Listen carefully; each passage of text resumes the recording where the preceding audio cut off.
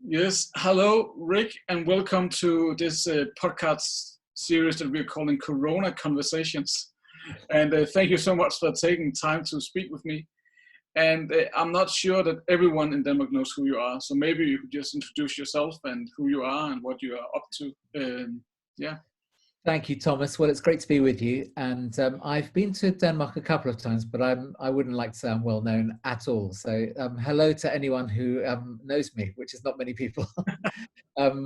My name is Ric Thorpe, and I'm the Bishop of Islington, which is part of the Anglican Church, the Church of England. And my role in the Church of England is to plant churches, to start new churches.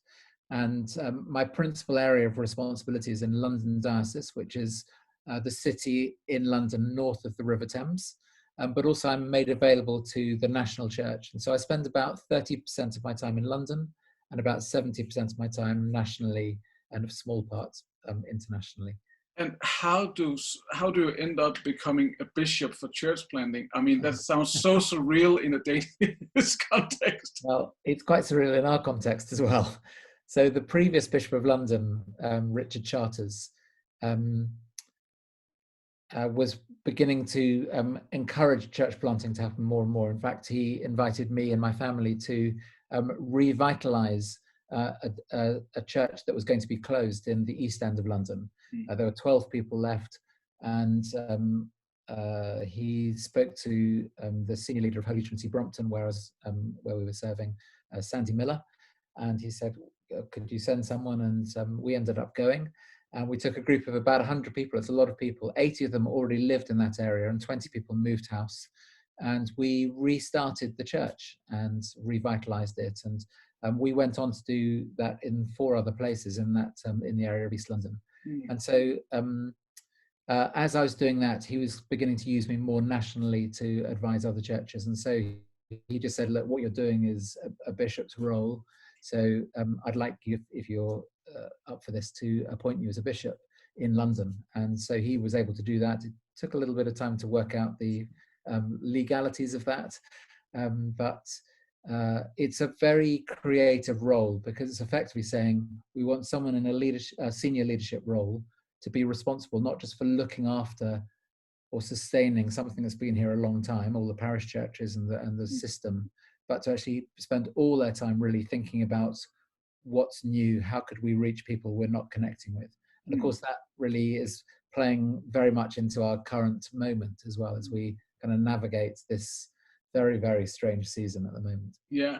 And how have you experienced on a personal level this corona pandemic? Yeah, I mean, well, I think the first thing I'd say is it's been very disorientating. So I do a lot of traveling around the country and around London, and some time abroad. In fact, 1 week after lockdown had started, we were in New Zealand, and we couldn't get out of that country. We actually probably got the last flight after our first one was cancelled. Wow. So flying back into lockdown was very strange. And then just where I do a lot of personal interactions with people, you know, that I was using Zoom before, but so I feel like I'm an expert, but I'm not. But what I have found is that some of the interactions are amazing online, but some of them are really so different and difficult. At a personal level at home, I've actually really enjoyed being with my family, and we've got 2 boys at home who are 18 and 20, and it's been great spending time with them. We have a daughter in Australia who we feel very distant from, though we're able to communicate online. And I think it's really helpful for just praying. I find myself praying a lot more, of reflecting a lot on this cultural moment, reflecting a lot on some of the challenges to the church and some of the opportunities. And it really, at a personal level, just how I engage with that, but then in my responsibilities, actually how I can equip and enable the whole church in our city to start or to engage with this, or to galvanize those people who are engaging with this and try and bring some learning and thinking together in that. You know, I'm not an expert, but there are people on the front line who are becoming experts.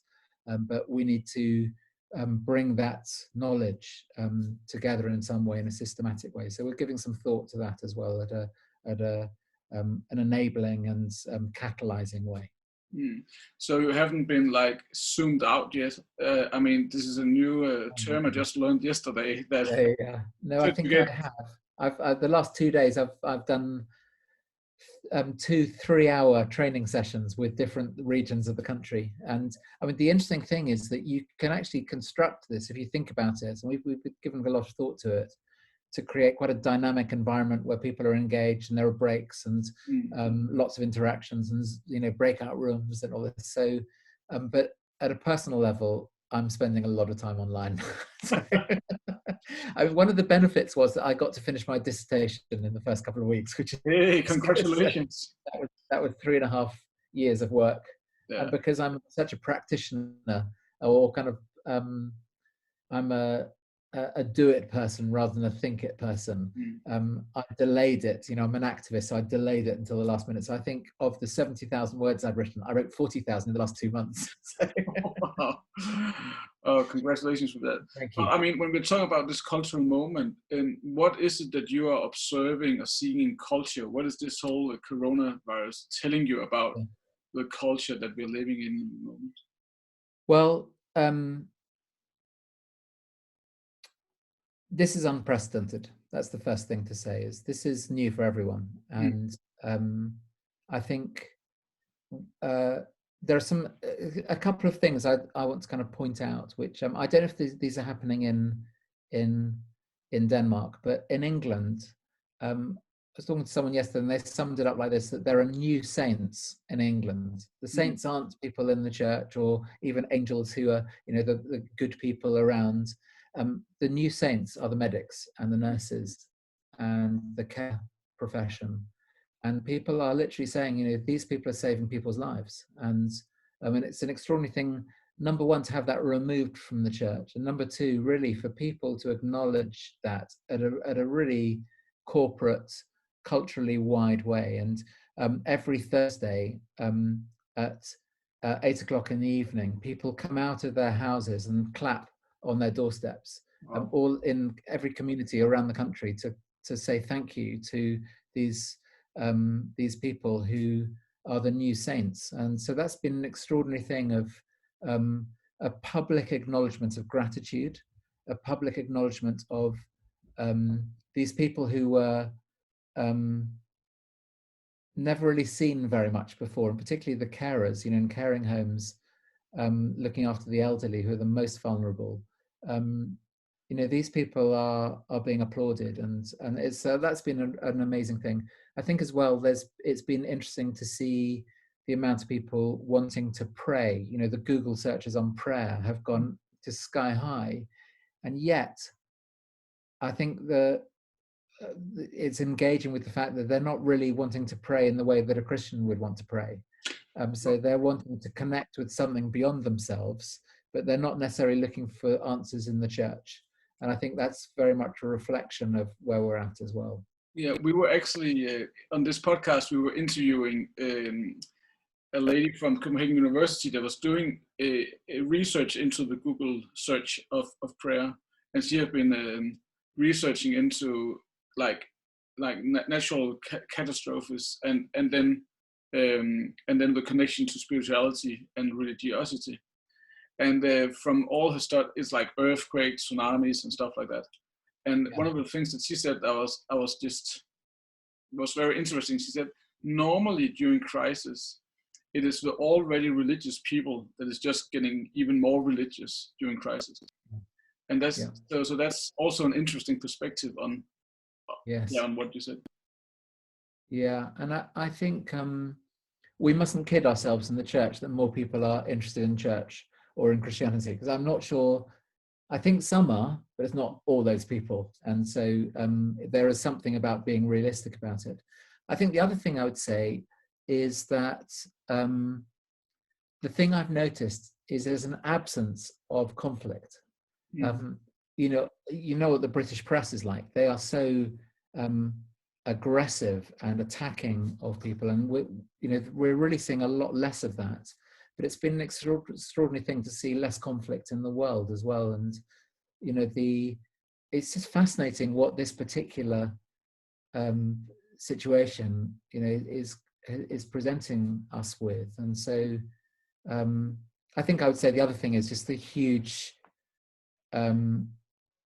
problems that are beginning to emerge, which is around isolation, around mental health, around there are lots of people who are stuck in their homes and who are trapped in their homes, and whether it's from isolation or lack of contact with other human beings, or they're experiencing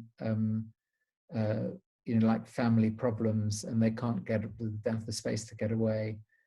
Domestic abuse has gone up, and so on. So these are things which we're going to have to handle, as well as the huge amount of bereavement that bereavement alone, all the normal things where people express bereavement, the natural markers have been taken away. So we can't visit the people who are dying. We can't hold their hands. We can't, if we go to a funeral, it's only the close members of the family, and you're not allowed to touch each other. You can't give each other a hug. You can't cry on the shoulder. And so these things are going to have a very long-lasting impact on us. And there's something I'm framing my thinking around the now, which is kind of almost like responding and trying to work out how to order our chaos, to the next, which is very much thinking about some of the challenges that we're going to face, bereavement, kind of mental health, all these kind of things. But then the future, which is going to be different, and that future, the next is probably going to be 2 to 5 years. It's not going to be 2 to 5 weeks or 2 to 5 months. It's going to be 2 to 5 years that we have a different way of living until we come through this in some way. And in the future, we have to be different in the future as a result of what we're in at the moment. And that's going to be the most challenging thing, to have the courage to step into that space. Yeah, because I hear a lot of, at least in Danish leaders, saying, I mean, when can we get back to normal? Yeah.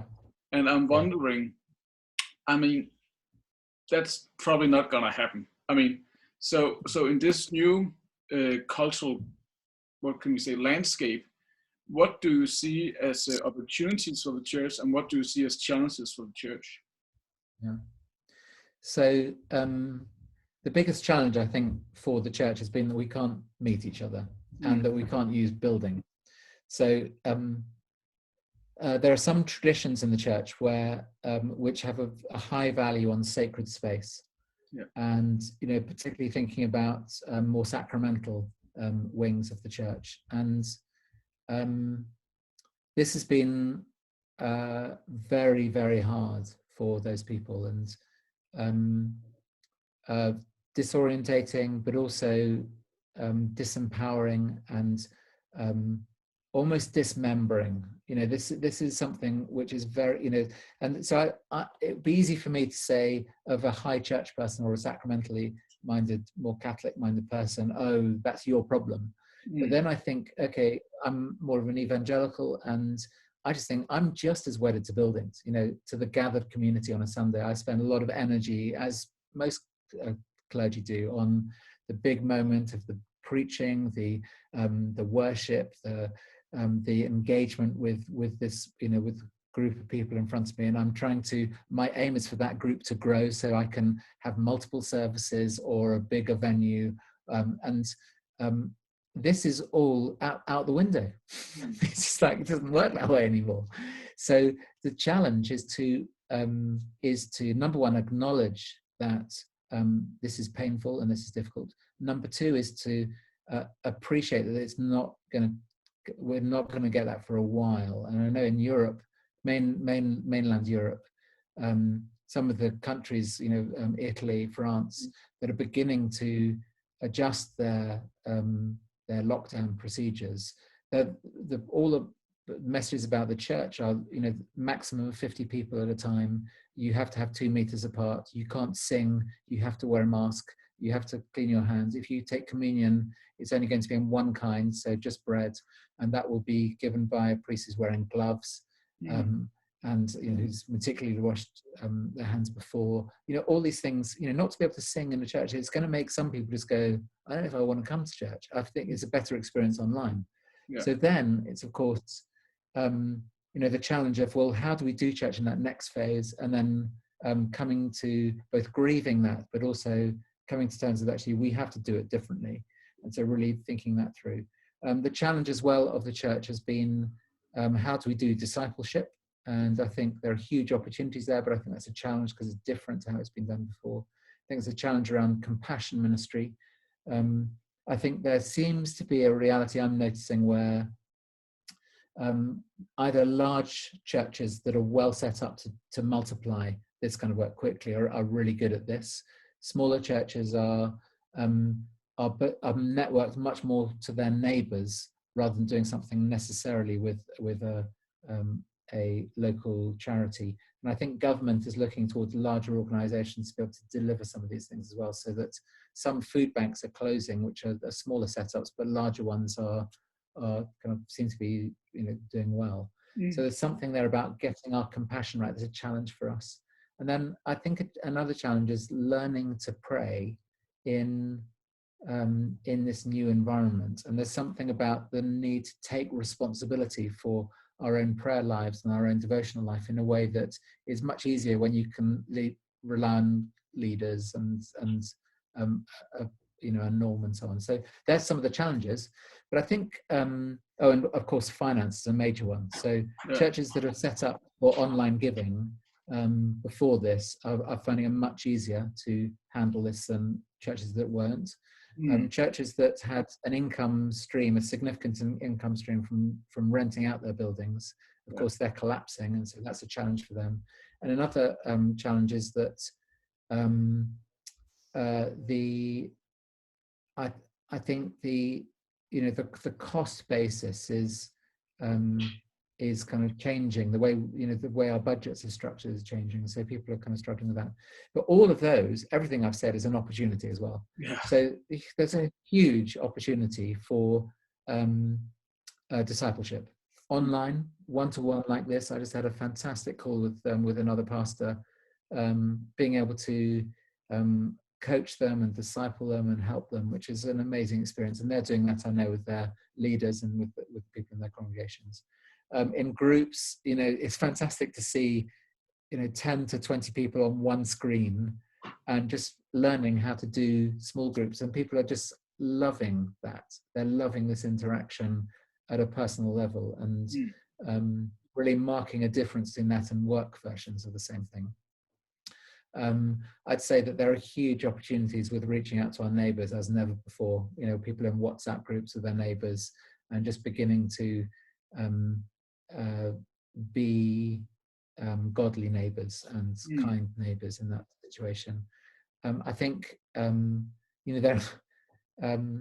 there are huge opportunities there. I think about there's a thing called the hashtag Love Your Neighbour, which has come from HTB, and they've multiplied it around their own church planting network, but it's also drawing in other churches, and they're just seeing thousands and thousands and thousands of people reached in a compassionate way. And this is what people will remember afterwards. Not necessarily the church doing it, because lots of people are doing it, but they'll remember individual acts of kindness, which I think will come through. I think we're just, from our point of view, we're just beginning to start saying, how do we do church differently? And we need to lean into the fact that a priestly ministry is going to look different, and a lead, an overall oversight leader is going to look different in this way. So we're going to need to be training leaders a lot more to lead small groups, and the opportunity there as well is not just in leadership development, but for them, as pastors, to be training leaders, but for the leaders themselves to be training leaders within their groups, so that they can then say, okay, you're ready to lead a new group, let's hive off and multiply our groups. And this is going to be the opportunity, because we've heard about the theory of this, but when we have a church building, it's much more difficult. The center of gravity is on the Sunday. where the church building happens. That's what staff, that's where all the money goes. But the opportunity is for the center of gravity to move to the household, and to effectively the Zoom room. And this is then where we can then start leaning in much more to really the New Testament idea of the church ecclesia, where there are some groups that are ahead of us in this than others. I know, there are a number of people in Denmark who I've connected with, Imikirchen, when, for example, where they, that's in Norway. Norwegian. Okay, so it's not that one. You can delete that, but I will remember the name in a minute. But much more orientated around oikos and the idea of households, around the thinking of a missional community that is on mission, but based in a home or in a neutral space, and it's smaller and geared up towards multiplying smaller. And so, thank you. With this, we have a huge opportunity to really recognize. I heard Alan Hirsch this morning just talking about this, where he just said, if St. Paul recognized that the households, these house churches, were churches, he dignified them by calling them churches. Are we not able to dignify them by us calling them churches? And as soon as we begin to step into that space and think about, particularly, as an Anglican, we have to work out what priesthood means in that new context. How do ordained people work in that new context? And from my point of view, I'd really see an important role for oversight of multiple smaller communities where priests serve those communities rather than lead them. And that's a kind of mindset shift that we'll need to grapple with. I also think it was Alan Hirsch. I read a quote by him that it seems like the queen has been taken away when you're playing chess. And now the church building has been taken away from us, which many, both in Anglican, but also in the tradition I come from, which is more like charismatic free church. I mean, the building is the queen, and now the queen is gone, and now we need to learn to play chess in a different way. And maybe this will maybe be an advantage on the longer run, that we can both play chess without the queen and with the queen. And exactly. I mean, I think I have a longing. So we've got ambitious goals for starting new churches nationally and in London. So we've just recently set a new goal to start 400 new churches in our area in London over the next 10 years. But if we were to go down the route we're on right now, we'd get there in a year. Because, we'd get beyond that. And actually, I think it's going to be much easier to multiply house churches than it is to multiply larger churches. And so, it's not difficult to do the maths on, you have, say you've got 50 small groups, and you just say, okay, let's aim to multiply ourselves once a year. And, we train the leaders to lead, to identify new leaders and to train them. And if each of these groups has got, say, 12 people in them, that's, 50 times 12 in the first year, 50 times 12 times 2 in the second year, 50 times 12 times 4 in the third year, 50 times 12 times 8 in the, and you've got thousands and thousands of house churches within a 10-year period. You've got hundreds of thousands of new people in the church because you've done it differently. And I think I can't see us growing the church in that's easy to imagine because of the way you can invite neighbors into things, and particularly to have a new portal, which is the online portal, a new way into the church, which is, I think people, I've heard about alpha groups that are starting. So many new alpha groups have started online, and I heard about one that started on Monday. It's Wednesday today, and Hannah, who's actually a professor at the theological college, she started one. She said, I was talking to 8 people I've never met before. I can't believe, for the first time on Monday, I can't believe how we were laughing and we were engaging with each other and connecting with each other in a way that was unimaginable a few weeks ago. And, these people have signed up for Alpha. They're interested in finding out more. And the Alpha journey will lead them to Jesus. And so if that's possible, that's a brand new way of saying, let's welcome people into the church. And it's certainly going to be a feature for the next 2 to 5 years for us, that we will, if we're intentional about it, we will step into, lean into and grow in. And we'll just see many, many more people released in simple evangelism, many, many more people coming to faith, many more people, I think, being discipled and growing to learn how to disciple others. And we will come out differently if we have the nerve, if we have the courage to lean into saying, let's go for this way as the main way, and let's still gather more collectively, but let's let that be the secondary point of gravity rather than the primary one. So I think that's the huge opportunity I think we have. Yeah, I just want to honor your time, Ric. Thank you for sharing your perspective. Is there like one thing that you particularly are kind of sensing that God is trying to call His church to, or is it what you have just shared, or what is it that you kind of sense that God is trying to communicate? I know it's a big question. I'm seeing more and more people wanting to pray more. Yeah. And having a deep dissatisfaction with their prayer lives and a desire for more. And I think God is stirring this up. And I think He's saying, He's reminding us, Matthew 28, verse 20, I'm with you always to the very end of the age. He's reminding us, the Sermon on the Mount, Matthew 5:7, get away in your closet to pray and, on your own, away from others who are watching you, and find me in that secret place. He's saying, ask and it will be given to you, seek and you'll find, knock and the door will be open to you. So these are things which, have always been in front of us, but our circumstances are saying now, I think God is stirring a new desire to pray. And of course, when people pray, things start happening. When people pray, particularly in earnest, then God somehow galvanizes His church to revival and renewal. And one little thing is the 714 initiative, where many people are beginning to put a reminder in their phone at 7:14 in the morning and 7:14 in the evening to remind themselves to pray along the lines of 2 Chronicles 7:14, where God says, if my people will humble themselves and pray, I will forgive them and turn from their wicked ways. I will forgive them and I will heal their land. And this is a wonderful prayer in our moment in history. And so I think God is saying what He's always said, but He's particularly focusing things around connecting with Him and leaning into Him and saying, Lord, we need you. Thank you so much, Ric. Thank you for sharing your perspective. That has been really helpful, and I think it's really been some good inspiration and things to process after this. So thank you very much for being on. Can I give a little promotion? Yes, of course. Video?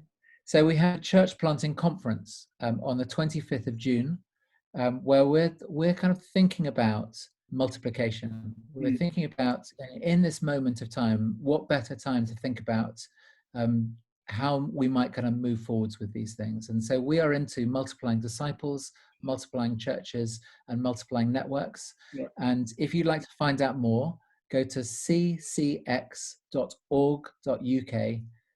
and you'll be able to find out the details of the church planting course on the front page, church planting conference on the front page. And we'd love to welcome anyone from Denmark and anyone who's listening to this to come and check us out. It's going to be a wonderful time. Some great people coming to speak and dialogue with us and help us think some of these things through. Yeah, that sounds really, really cool. We will put a link in the show notes, and then everybody can find it. So thank you very much. Great to see you.